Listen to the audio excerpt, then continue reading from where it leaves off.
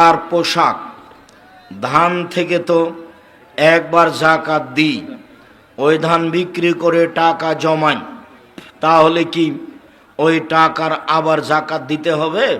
জি, যদি টাকা নিসাব পরিমাণ পৌঁছে প্রায় স্বর্ণ রূপা অনুযায়ী 35 থেকে 40,000 হলেই জাকাত দেওয়া আপনার জন্য ভালো হবে। তবে 1 বছর পার হতে হবে। মুয়াজ্জিম আজান দিলে তার সাথে কি পুরো আজান দিতে হবে? জি, আজানের সাথে সাথে পিছে পিছে কথাগুলি বলতে হবে। আপনি যদি পিছে পিছে বলেন তাহলে আল্লাহর নবী বলেছেন ফাদাখালাল জান্নাহ, ও জান্নাতে চলে গেল। আজান শুরু হয়েছে, অন্তত আপনার মসজিদের সব কাজ বন্ধ করে কান ভালো করে লাগিয়ে আজানের উত্তর দিতে থাকবেন। আল্লাহর নবী বলেছেন বিনিময় জান্নাত। সাদ্দাত জান্নাত তৈরি করেছিল, কথাটা কি সত্য? জি না, কথাটা মিথ্যে। বিধর্মীরা কোনো দিন কি জান্নাতে যাবে? জি না।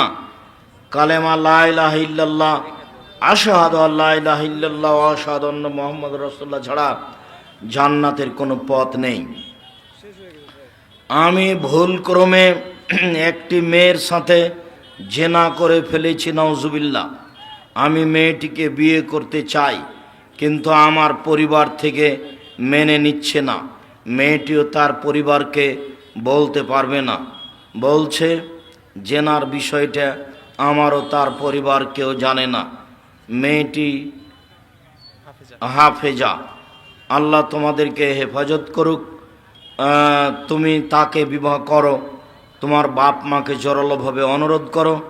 এই নেক্কারজনক, নোংরা, জঘন্য, বর্বর কাজ, যার ফলাফল জাহান্নাম, যাতে আল্লাহর আত্মমর্যাদাতে আঘাত আসে। জেনায় আল্লাহর আত্মমর্যাদায় আঘাত আসে, যে আমি বৈধভাবে পথ করেছি, তুমি অবৈধভাবে গেলে কেন? আল্লাহর আত্মমর্যাদায় আঘাত আসে জেনাই। সবাকে আল্লাহ জেনা থেকে হেফাজত করুক, আল্লাহুম্মা আমিন। সাবধানে এই মোবাইল ব্যবহার করবে না। এই মোবাইল তোমাকে জেনার রাস্তা দেখায় দিন রাত।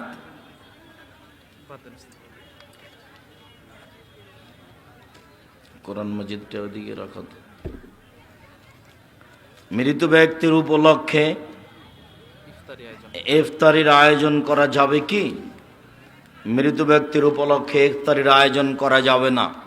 মরা মানুষের জন্য মুখে দোয়া আর দান ফকির মিসকিনকে কওমি খারেজি মাদ্রাসায়, আলাদিপুর কদমডাঙ্গা মাদ্রাসায় দান করে আসবেন।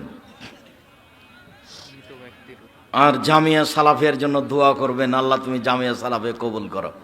জামিয়া সালাফে এখন মাসে বেতন লাগে 24 লক্ষ, এক মাসে বেতন লাগে 24 লক্ষ। তো দোয়ার দরখাস্ত, দোয়া করলে ওপরে ঠিক হলে সব সহজ, ওপরে ঠিক না হলে সব এলোমেলো লেগে যাবে, একটাও হবে না। জামিয়া সালাফে রূপগঞ্জ নারায়ণগঞ্জের জামে মসজিদের জন্য জমি বরাদ্দ 200 শতক। রূপগঞ্জ নারায়ণগঞ্জের মাদ্রাসা অবস্থান করে 50 বিঘা জমির উপর, আর ডাঙ্গিপাড়া পবা রাজশাহী অবস্থান করে 25 বিঘা জমির উপর। ডাঙ্গিপাড়া পবা রাজশাহীর মসজিদের জমির পরিধি হলো 90 শতাংশ। মসজিদে 3000 মানুষ একসাথে সালাত আদায় করতে পারবে। মসজিদ 2 তলা কমপ্লিট হয়েছে। জামিয়া সালাফিয়া ডাঙ্গিপাড়ায় পবা রাজশাহীতে একটা একাডেমিক ভবন তৈরি হচ্ছে, আগামীকাল ঢালাই হবে সকাল থেকে ইনশাআল্লাহ। তাতে 3000 ছাত্র একসাথে ক্লাস করতে পারবে। 3000 ছাত্র। এখন ডাঙ্গিপাড়া পবা রাজশাহীর ছাত্র সংখ্যা 2000, ছাত্রীর সংখ্যা 850। সবাই ভিন্ন ভিন্ন জায়গায় থাকে খায়। রূপগঞ্জ নারায়ণগঞ্জের ছাত্রী সংখ্যা প্রায় 600 আর ছাত্র সংখ্যা প্রায় 850। আর ঢাকা বরিশালে 200। মূল জমিতে আরম্ভ হয়নি, শহরে আরম্ভ হয়েছে, সময়ের গতিতে হবে ইনশাআল্লাহ। বিধর্মীদের টাকা দিয়ে মসজিদ মাদ্রাসা বানানো যাবে কি? জি, খুব সহজেই যাবে।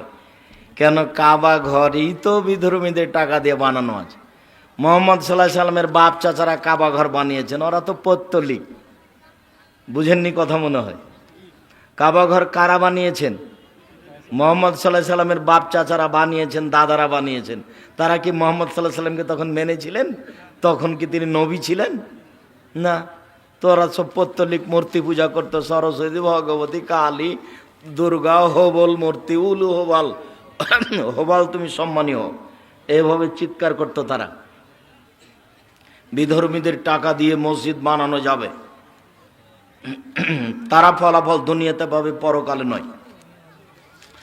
আমার 3 বছর আগে সিয়াম ছুটে গেছে, এখন কি নফল সিয়াম রাখা যাবে? নফল সিয়াম করেন, ফরজ সিয়াম হিসাব থাকলে করবেন, নইলে ক্ষমা চাইবেন। যমজ সন্তানের আকিকা কয়টি দিতে হবে? 2টা ছেলে হলে 4টে, একটা ছেলে একটা মেয়ে হলে 3টে, সহজ কথা, আপোষ নাই। কবরের পাশে মসজিদ নির্মাণ করা যাবে কি? জি না, কবরের পাশে মসজিদ হবে না। মসজিদের ডানে বামে পূর্বে কোথাও কবর রাখা হবে না, নইলে কবর সরাতে হবে, অন্যথায় মসজিদ সরাতে হবে। তো বহু দূরের কথা। আরেকটা কথা আপনি শোনেন, রাসূল সাল্লাল্লাহু আলাইহি সাল্লাম বলেন, সিনফান মিন আহলিন্নার লাম আরাহুমা, 2 শ্রেণীর মানুষ জাহান্নামে যাবে, আমি তাদের দেখিনি। পৃথিবীর মানুষ শুনে রেখো, 2 শ্রেণীর মানুষ জাহান্নামে যাবে, আমি তাদের দেখিনি। পৃথিবীর মানুষ শুনে রেখো, 2 শ্রেণীর মানুষ জাহান্নামে যাবে, আমি তাদের দেখিনি। এক, কওমুন মাহুম সিয়াতুন কাদনাবিল বাকারে, 1 শ্রেণীর মানুষ, তাদের হাতে থাকবে লাঠি গাভীর লেজের মতো, একদিক মোটা একদিক চিকন। 1 শ্রেণীর মানুষের হাতে থাকবে লাঠি গাভীর লেজের মতো, একদিক মোটা একদিক চিকন। ইয়াজরুবু বিহান নাস, এ দিয়ে তারা মানুষকে মারবে, এরা জাহান্নামে যাবে। এরকম লাঠি থাকে প্রশাসনের লোকের হাতে, এরকম লাঠি থাকে কলেজ বিশ্ববিদ্যালয়ে পড়ার নামে শয়তানি করে, দাঙ্গাবাজি করে যারা, তাদের হাতে থাকে। এরকম লাঠি থাকে নির্বাচনের নামে দাম্ভিকতা দেখিয়ে, জুয়াচুরি করে, দাঙ্গাবাজি করে, ধোঁকাবাজি করে, ক্ষমতা দেখিয়ে জুলুম করে, জুলুমবাজি করে, মানুষের প্রতি অত্যাচার চালিয়ে জমি দখল করে, বাড়ি দখল করে, জেল হাজতে যায়। এদের কাছে সেই লাঠি থাকে, এরা জাহান্নামে যাবে। 2, নিশাউন, মহিলা, কাশে এতন, কাপড় পরে থাকে, আর এতন, উলঙ্গ। এই ছেলে, তোমরা যারা দায়িত্ব পালন করছো, এই বাহিরে দাঁড়াও তো, নাহলে পর্দাটা খুলে দাও। এখানে বাহিরে দাঁড়াও, ওই মাথায় দাঁড়াও, ওইদিকে আসা বন্ধ করো, আসলে মুখ বন্ধ করো। ও তো নাগালের বাইরে আছে, মনে করছে যে আমার কথা তো কেউ শুনতে পায় না। আর হ্যাঁ হ্যাঁ করে চলে আসা ঢংটা তো আমরা বুঝতে পারছি। ওর তো কোনো হিসাব নেই, ও তো চা পান করতে গেছিল। ওর বিবেচনা আছে, ওর মানবতা আছে, ওর বোধোদয় আছে, ওর হিতাহিত জ্ঞান আছে যে আমি কথা বলছি একটু মুখ বন্ধ রাখি। ওর মানবতা আছে, হিতাহিত জ্ঞান আছে। এই ছেলে, যাও ওইদিকে, যাও ওইদিকে, খেয়াল করে যাও। ওই মাথায় থাকবা, একবারে শক্তিশালী হয়ে দাঁড়িয়ে থাকবা। দায়িত্ব পালন করছো, প্রোগ্রাম করেছো, তোমরা দায়িত্ব পালন করো, আমি করব। পরিস্থিতি কন্ট্রোল করার জন্য অন্তত 40 থেকে 50 জন যুবক ঠিক করবা। আজকে তো বক্তব্য আমরা শুনবো, তোমরা আমাদের ব্যবস্থা করে দিবা, তোমরাই তো জিম্মেদারি নিয়েছো। পাশে দোকানপাট বসিয়ে রেখেছো, দূরে দিবে, 1 কিলোমিটার দূরে। মানুষ বেশি থাক, তাতে কি আছে, মানুষ দাঁড়িয়ে থাকবে। আজ তো আমরা তোমাদের সহযোগিতা করতে পারবো না, তোমরা আমাদের সহযোগিতা করবা। আমরা বক্তব্য শুনতে এসেছি অমুক গ্রাম থেকে, অমুক গ্রাম থেকে, কত কষ্ট করে এসেছি, এসে দেখি হইচই হচ্ছে। সেটা হলো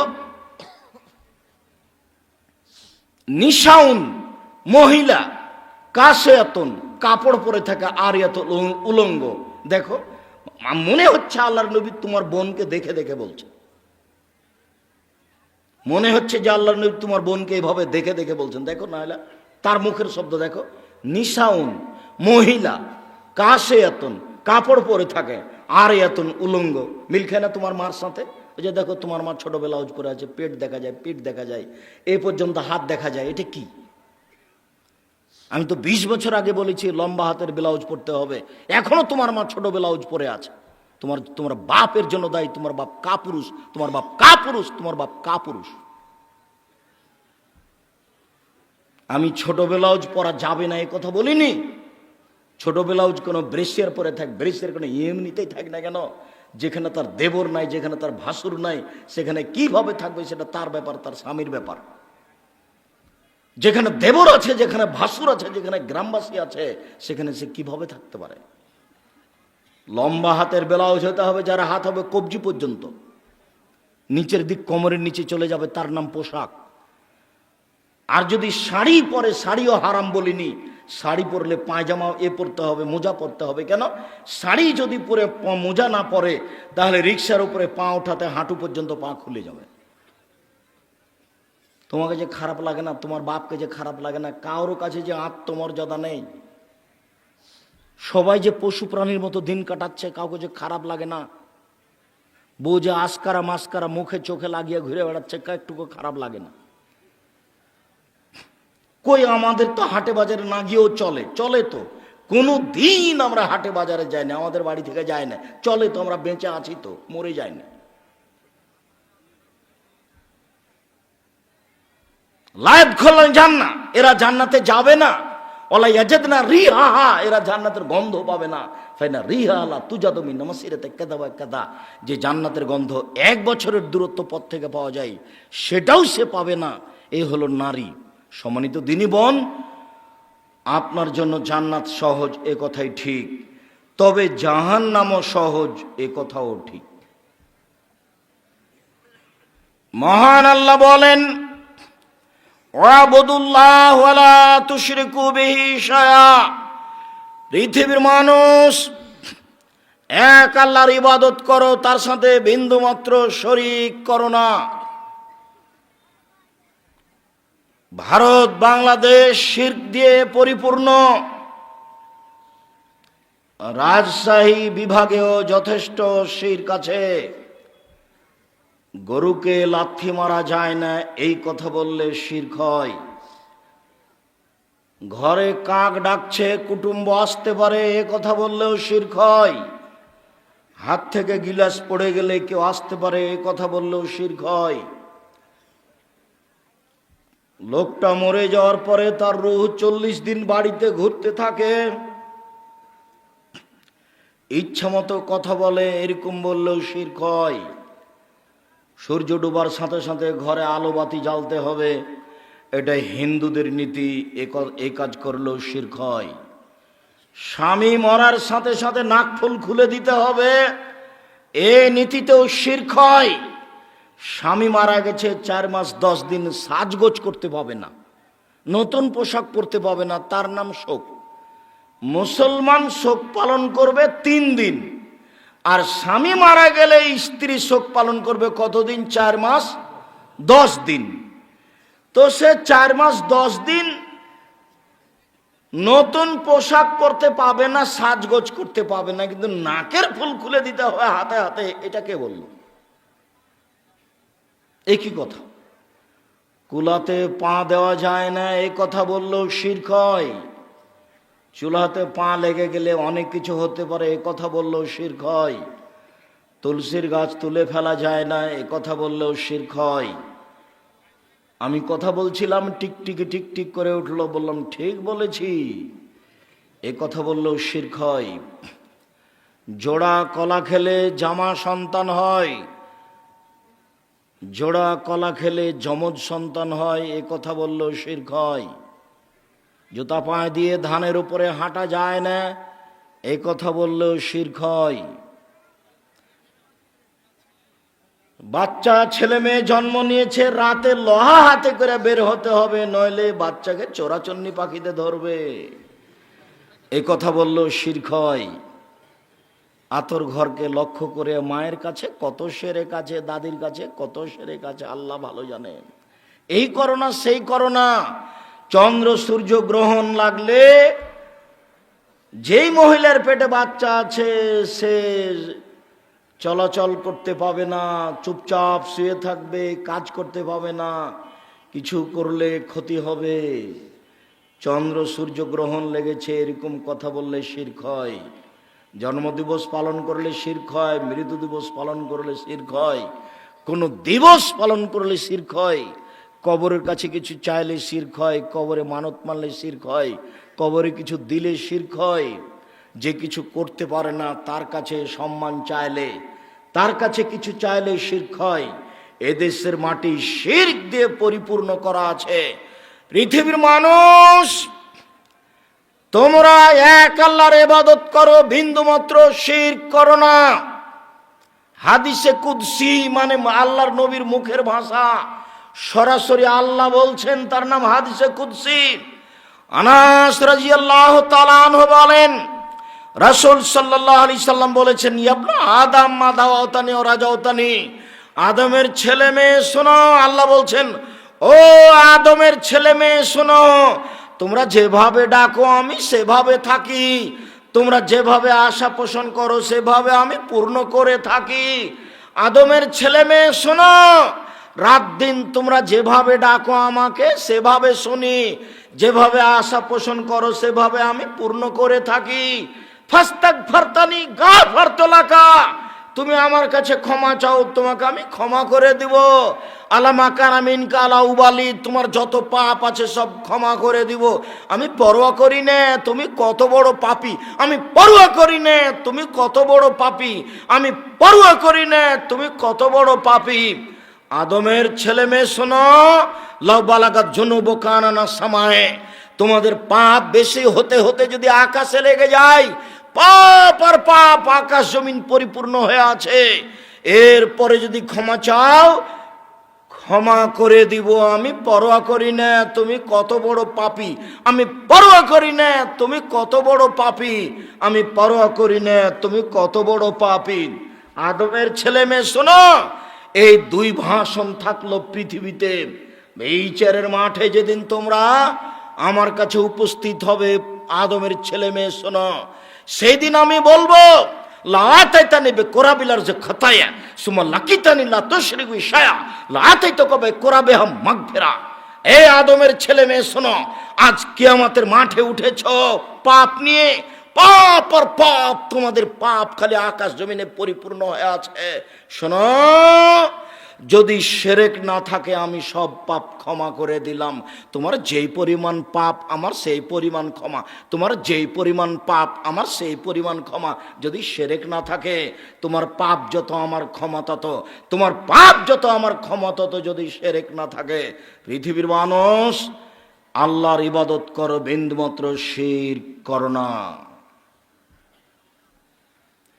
অবিল ওয়ালিদাইনি ইহসানা, দ্বিতীয় কাজটা করে একটু বাপ মাকে মেনে চলো। যেদিন মা চুমা খায়, আদর করে, বারবার খাওয়ার রেডি করে আমাকে বলে, আমি বলি খাবো না, সেই দিন মাকে সম্মান করার নাম সম্মান নয়। যেদিন দেখা যাচ্ছে যে মাটির উপরে মারছে আর খারাপ কেউ নেই,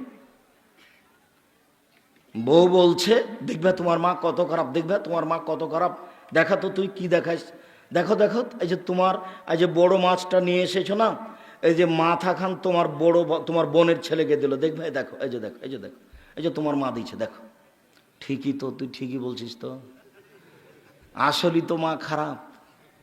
যা বলে সবই উল্টা, আসলেই উল্টা, যা করছে সবই উল্টা, আসলেই উল্টা করছে। এই সময়তে আল্লাহ দেখতে চাচ্ছেন যে আপনি আপনার বাপ মায়ের সাথে কি আচরণ করেন। যেদিন বাপ মায়ের সাথে ভালো আচরণ করা খুবই কঠিন, যেদিন মনে হচ্ছে বাপ মায়ের চেয়ে খারাপ মানুষ আর দুনিয়াতে কেউ নেই, দুনিয়াতে সবার সাথে চলতে পারবো, বাপ মায়ের সাথে চলতে পারবো না, সেই দিন বাপ মাকে শ্রদ্ধা করতে হবে, তার নাম শ্রদ্ধা।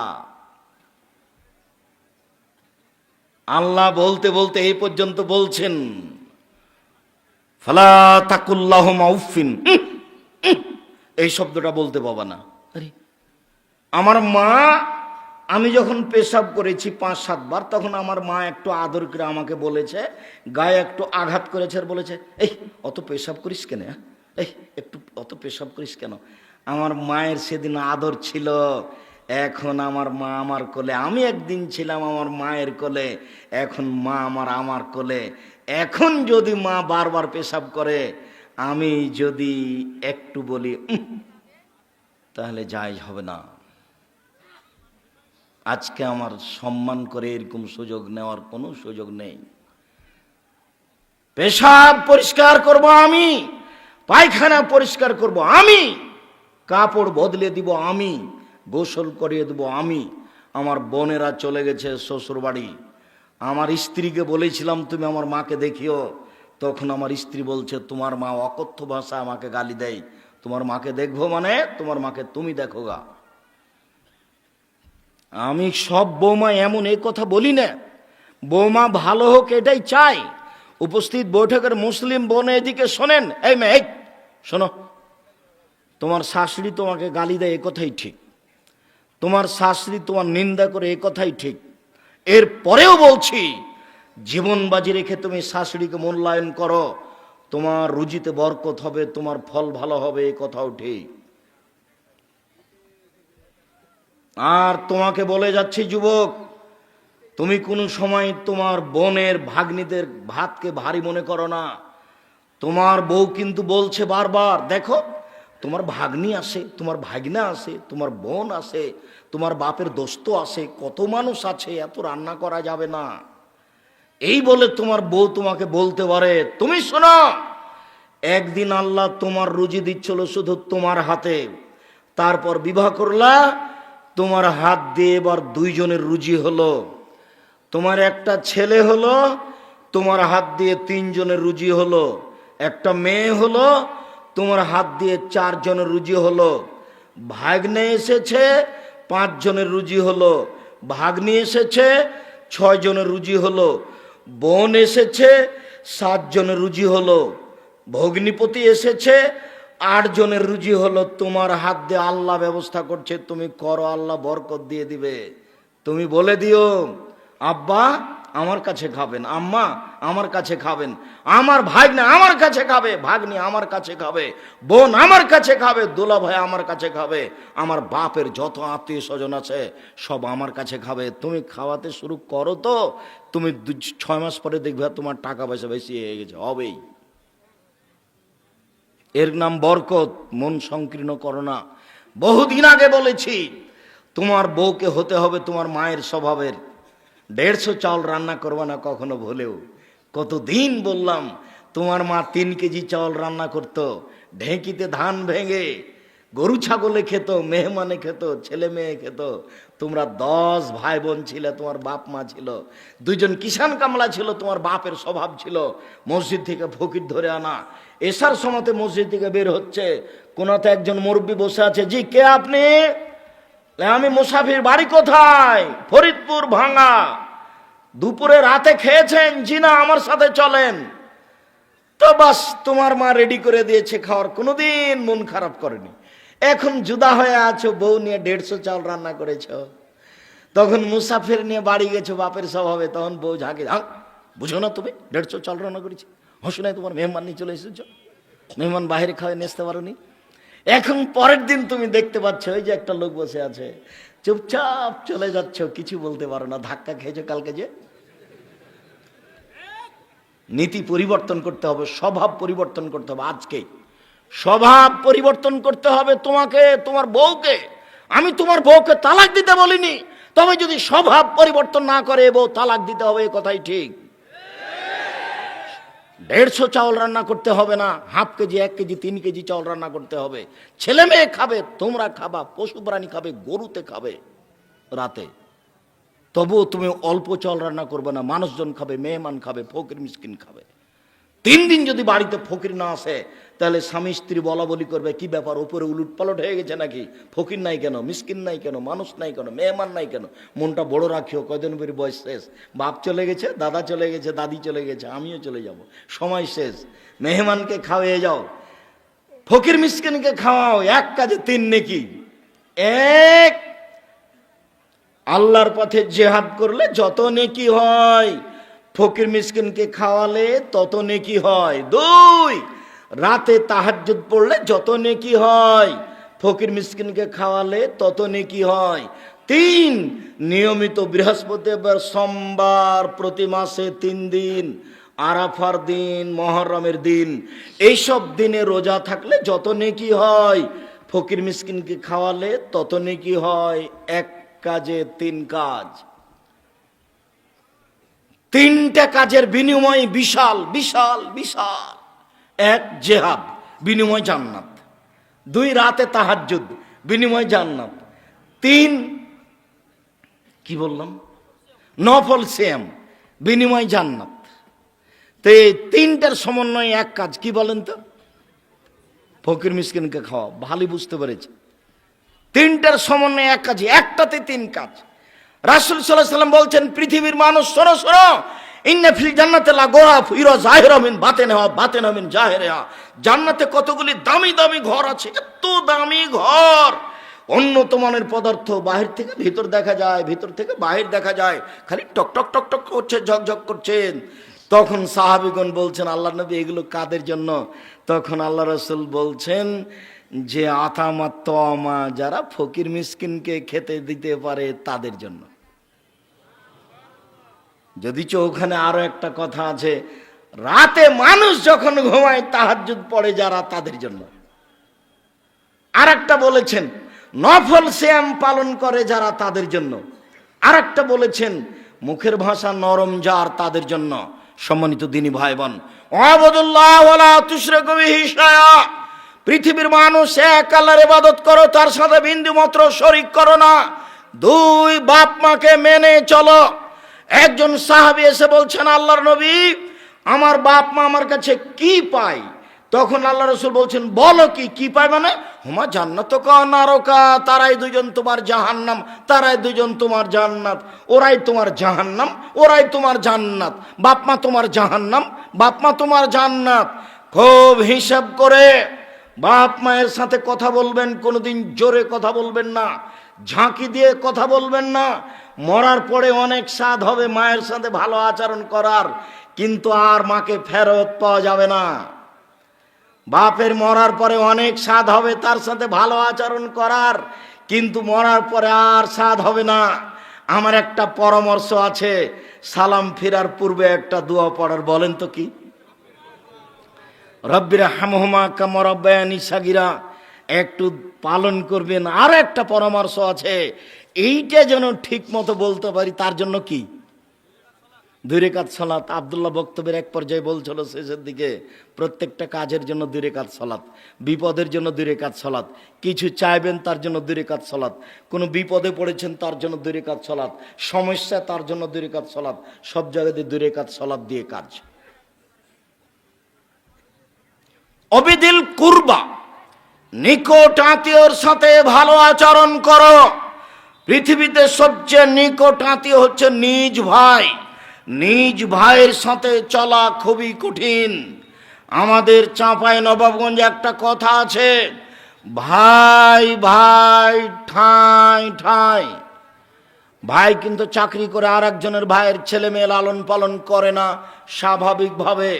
বাপই লালন পালন করে, এক মায়ের 3 ছেলে, সবাই চাকরি করে, ভিন্ন ভিন্ন খায়, ছেলে মেয়ে নিয়ে, বউ নিয়ে।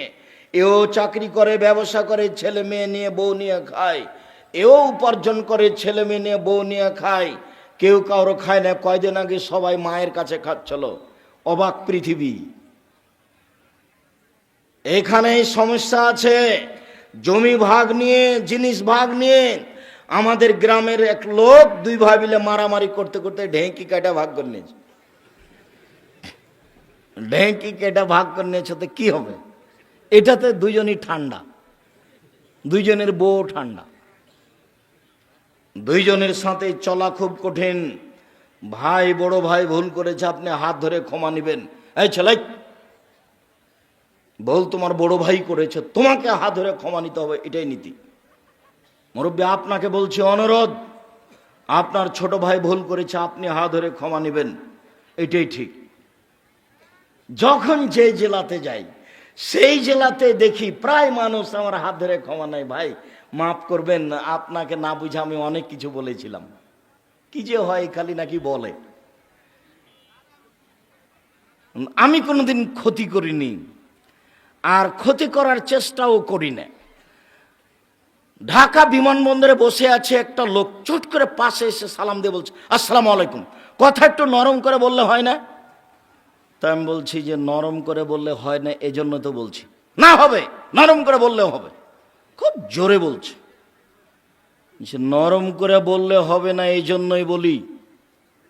আবার বলছে নরম করে বলতে হবে, নরম করে বললেই হবে, এভাবে বলবেন কেন? তো আমি বলছি এখন বিমানবন্দরে যারা আছে এখন এই মুহূর্তে জরিপ করা হোক। আমি আব্দুর রাজ্জাক বিন ইউসুফ আমার কথা বেশি মেনে চলছে, এই সংখ্যা যদি বেশি না হয়, বাংলাদেশে যত আলোচক আছে সবার চেয়ে যদি বেশি না হয়, আমি আজ থেকে আর বক্তব্য দেব না। তখন বলছে আপনি ঠিক বলেছেন, আমি আপনার কথা মেনে চলি, কিন্তু আমার মনে সাধ হচ্ছিল কোনোদিন দেখা হলে একটু বলবো, তাই বললাম। আল্লাহর কসম আমি জাতিকে ফাঁকি দিনি, আপনাকে আমি ফাঁকি দিয়ে আমি পরকাল হারাতে রাজি নই। আর বক্তব্য মিঠে কণ্ঠসুরে করা যাবে না। আল্লাহ রসুল বলছেন এ যা খাতাবা, জাবের বলছেন এ যা খাতাবা, যখন আল্লাহ রসুল বক্তব্য দিতেন অহামারা তাই না হোক, তার দুই চোখ লাল হয়ে যেত, অস্তাদা গাজাব হোক, তার রাগ বেশি হয়ে যেত, ওয়ালা সৌত হোক, তার কণ্ঠ উঁচু হয়ে যেত, কান্ন মঞ্জুর যায়, যেন তিনি সৈন্য দলকে ধমক দেখাচ্ছেন, এই করতে হবে সেই করতে হবে। এটা ছিল তার বক্তব্যের গতি। কুমিল্লাতে একজন লোক পেশ করছে, উপস্থাপক একজন মওলানাকে পেশ করছে বক্তব্যের জন্য, তখন বলছে এখন আপনাদের সামনে অমুক বক্তব্য দিবে। কি ব্যাপার, ধর্মে এরকম পাগল হয়ে গেছে। কণ্ঠ সুরে বক্তব্য চলবে না, এই কথাই ঠিক। মহান আল্লাহ বলেন অবেদিল কুরবা ওয়াল ইয়াতামা, এতিমদের সাথে ভালো আচরণ করতে হবে। আনা ও কাফিলুল ইয়াতিম, পৃথিবীর মানুষ শুনে রেখো, যে ব্যক্তি এতিমের লালন পালন করবে সে এবং আমি জান্নাতে এভাবে থাকব। তর্জনীয় মধ্যমা তিনি আঙ্গুল দুটি ইশারা করে দেখালেন, তবে দুইটার মাঝে একটু ফাঁক রাখলেন। দেখো কেউ যদি এতিমের লালন পালন করে তাহলে সে আর আমি জান্নাতে এভাবে থাকব। তখন একটু দুইটার মাঝে ফাঁক রাখলেন, তবে তিনি বললেন কেউ যদি দুইটা মেয়ের বেটির লালন পালন করে, দুইটা বেটি লালন পালন করে বিবাহ দিয়ে দেয়, আমি মুহাম্মদ সাল্লাল্লাহু আলাইহি সাল্লাম এবং সে ব্যক্তি জান্নাতে থাকবো এইভাবে। তখন এই আঙ্গুল দুটি দেখালেন, তখন আঙ্গুল দুটি জমা করে দিলেন। এবার বলেন তো এতিম লালন পালনের চেয়ে বেশি নেকি আছে কি করলে? মেয়ে লালন পালন করলে। 10টা বেটাকে মাস্টার ডিগ্রি পাস করালে এক নেকি হবে, এই কথা মুহাম্মদ সাল্লাল্লাহু আলাইহি সাল্লাম বলেননি। শিক্ষা দিয়ে নিজেকে বাঁচালছেন। অবেদিল কুরবা ওয়াল ইয়াতামা ওয়াল মাসাকিন, মিসকিন ফকির মিসকিনের সাথে সদাচরণ করতে হবে। অল জারিদিল কুরবা ওয়াল জারিল জুনুব, যারা নিকট প্রতিবেশী যারা দূর প্রতিবেশী তাদের সাথে ভালো আচরণ করতে হবে। আবু হুরায়রা রাদিয়াল্লাহু তাআলা আনহু বলেন, এক খেয়ালে চেয়ে থাকবে, এই চালাই ঘুমাচ্ছ নাকি? অল্প সময়ের মধ্যে আমরা শেষের দিকে চলে আসছে, আপনি অপেক্ষা করুন। রাসূল সাল্লাল্লাহু আলাইহি সাল্লাম বলেন, যে তার প্রতিবেশীকে কষ্ট দেয় সে জান্নাতে যাবে না। আবু হুরায়রা রাদিয়াল্লাহু তাআলা আনহু বলেন, রাসূল সাল্লাল্লাহু আলাইহি সাল্লাম বললেন, আল্লাহে লা ইউমিনু, আল্লাহর কসম সে ব্যক্তি মুমিন নয়, আল্লাহর কসম সে ব্যক্তি মুমিন নয়, আল্লাহর কসম সে ব্যক্তি মুমিন নয়। বলা হলো আল্লাহর নবী কে মুমিন নয়? তখন আল্লাহর নবী বললেন, মাল্লা ইয়ামান জারুহু বাওয়াইকাহু, যে তার প্রতিবেশীকে কষ্ট দেয় সে মুমিন নয়। আবু হুরায়রা রাদিয়াল্লাহু তাআলা আনহু বলেন, রাসূল সাল্লাল্লাহু আলাইহি ওয়াসাল্লাম বলেছেন, মান কানা ইউমিনু বিল্লাহি ওয়াল ইয়াউমিল আখির, যে আল্লাহকে বিশ্বাস করে পরকালকে বিশ্বাস করে সে জন্য প্রতিবেশীকে কষ্ট না দেয়। যে আল্লাহকে বিশ্বাস করে পরকালকে বিশ্বাস করে সে যেন প্রতিবেশীকে কষ্ট না দেয়। আবু হুরায়রা রাদিয়াল্লাহু তাআলা আনহু বলেন, রাসূল সাল্লাল্লাহু আলাইহি সাল্লাম বলেছেন, আউয়ালু খাসমাইনি ইয়াউমাল কিয়ামাহ জারান, বিচারের মাঠে প্রথম বিচার হবে দুই প্রতিবেশীর। আব্দুর রাজ্জাক সাহেব থামেন। আপনি একদিন বলেছিলেন সর্বপ্রথম বিচার হবে নামাজের, সলাতের। আজকে বলছেন সর্বপ্রথম বিচার হবে প্রতিবেশীর। জি, আল্লাহর হকে সর্বপ্রথম বিচার হবে সলাতের, নামাজের। তবে মানুষের অধিকারে হকে সর্বপ্রথম বিচার হবে প্রতিবেশীর। একজন লোক এসে বলছে, আল্লাহর নবী, আন্নি কাইফালা আলাম, আমি কিভাবে বুঝবো আহসান্ত আসাত, আমি ভালো মানুষ আমি খারাপ মানুষ? আল্লাহর নবী, আমি কিভাবে বুঝবো ভালো মানুষ আমি খারাপ মানুষ?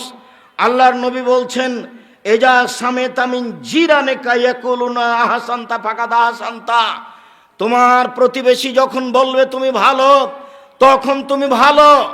যখন তোমার প্রতিবেশী বলবে খারাপ, তখন তুমি খারাপ। তাহলে বোঝা যাচ্ছে ভালো মন্দ নির্ভর করছে প্রতিবেশীর ওপর।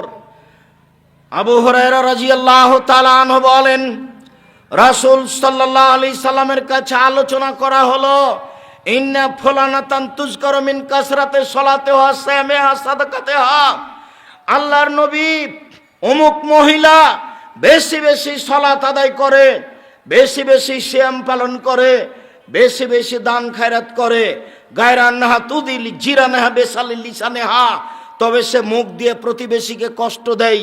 আল্লাহ রাসূল বলেন, হে ফিন্নার, ও জাহান্নামে যাবে। শোনেন, আজ থেকে আর কোনোদিন প্রতিবেশীর সাথে ঝগড়া করবেন না।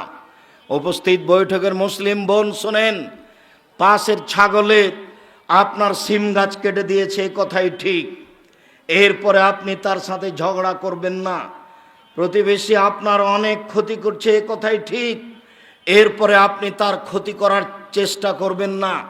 চারটে জিনিস আছে যার, সব কিছু আছে তার। চারটে জিনিস আছে যার, সব কিছু আছে তার। এক, ভালো স্ত্রী। দুই, ভালো প্রতিবেশী। তিন, ভালো গাড়ি। চার, প্রশস্ত ঘর। অন্তত বৈঠকটা যেন প্রশস্ত হয়, 10 জন 12 জন মেহমান বসতে পারে। মর্মে সকল দিনী ভাই বোনকে প্রতিবেশীর সাথে ভালো আচরণ করার জন্য অনুরোধ জানাচ্ছি। অন্যথায় তাহাজ্জুদ পড়ার পরেও জাহান্নামে যেতে হবে।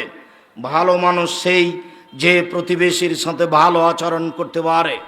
সম্মানিত দিনী ভাই বোন, আমরা আপনাদেরকে জরুরি কথা বলার ব্যাপারে বলছি। এই ছেলাই থামো, আমি দোয়া পড়ি। মানুষের জীবনে সবচেয়ে জরুরি কাজ 5 ওয়াক্ত সালাত। মানুষের জীবনে সবচেয়ে জরুরি কাজ হালাল রুজি। মানুষের জীবনে সবচেয়ে জরুরি কাজ কোরআন তেলাওয়াত, অন্তত সূরা ইখলাস। সূরা ইখলাস 3 বার পড়লে কি হবে? একবার কোরআন মাজিদ পড়ার সমান নেকি হবে। আপনি ব্যাগ বকচা নেকিতে ভর্তি করে নেন, আল্লাহর অভাব নেই। মুখ বন্ধ করে থেকে কি হবে? 1 মিনিটে 3 বার সূরা ইখলাস পড়লেই একবার কোরআন মাজিদ পড়ার সমান নেকি হবে। আপনি চেষ্টা করুন। সাথে সাথে 2 জন যেখানে বসে আছে সেখানে বসবেন না। ওখানে কারো বদনাম হতে পারে, তার নাম আড্ডা পিটা। দোকানে গিয়ে আড্ডা পিটবেন না, কোথায় গল্পে লিপ্ত হবেন না। ল্যাংটা মেয়ে দেখে চক্ষু ঠান্ডা করবেন না, কলিজা ঠান্ডা করবেন না, পরকাল হারাবে। স্ত্রীর প্রতি শক্ত হবেন, কঠোর হবেন। জরুরি প্রয়োজন ছাড়াও বাড়ির বাইরে যেতে পাবে না। শেষে এসে বলছি, আমার মনে বড় স্বাদ, আমি এদেশের মাটিতে উন্নত মানের প্রতিষ্ঠান গড়ব ইনশাআল্লাহ। সেটাই জামিয়া সালাফিয়া ডাঙ্গিপাড়া পবা রাজশাহী, সেটাই জামিয়া সালাফিয়া রূপগঞ্জ নারায়ণগঞ্জ ঢাকা, সেটাই জামিয়া সালাফিয়া তেঘরা বিরল দিনাজপুর, সেটাই জামিয়া সালাফিয়া 6 মাইল বাবুগঞ্জ বরিশাল, আরও অন্যান্য ডিস্ট্রিক্টে হবে বলে আশা করছি। এখন এই 2টা প্রতিষ্ঠানে 4000 ছেলে মেয়ে থাকে, তার 350 জন এতিম দুস্থ। 300 জন এতিম, 50 জন দুস্থ। এদের জন্য দোয়া করবেন, আল্লাহ যেন এদের কবুল করেন। জামিয়া সালাফিয়াকে যেন আল্লাহ কবুল করেন। সামনে 3-4 মার্চ জামিয়া সালাফে রূপগঞ্জ নারায়ণগঞ্জ ঢাকায় সম্মেলন, সেখানে যাবেন। বায়তুল হাম জামে মসজিদ উদ্বোধন হবে, যার একতলায় 10,000 মানুষ একসাথে সলাত আদায় করতে পারবে। এরপরে 11ই মার্চ দিনাজপুর, এখানে জুমার খুতবা দিয়ে জামিয়া সালাফে সূচনা হবে। যাওয়ার অনুরোধ জানিয়ে আজকের বইগুলি সংগ্রহ করার জন্য অনুরোধ জানাচ্ছি। হয়তোবা ক্যালেন্ডার আছে, একটু দেখেন। সকাল সন্ধ্যা দোয়া পড়তে হবে, তার ক্যালেন্ডার। সলাতের নামাজের পরে দোয়া পড়তে হবে, তার ক্যালেন্ডার। এবং নতুন বইটি পোশাক, সলাতের উপরে বইটি, বিশেষভাবে মাসিক আল ইতেসাম পত্রিকা, 50টা প্রশ্নের উত্তর আছে। দিনী ভাই বোনকে আমি পত্রিকাগুলি বিশেষভাবে 25-30 টাকা দিয়ে নেওয়ার জন্য অনুরোধ জানাচ্ছি।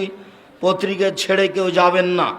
সবার নিকটে বিষয়গুলি জরুরিভাবে পালন করার অনুরোধ জানিয়ে শেষের দিকে চলে আসলাম। কয়েকটা জিজ্ঞাসা।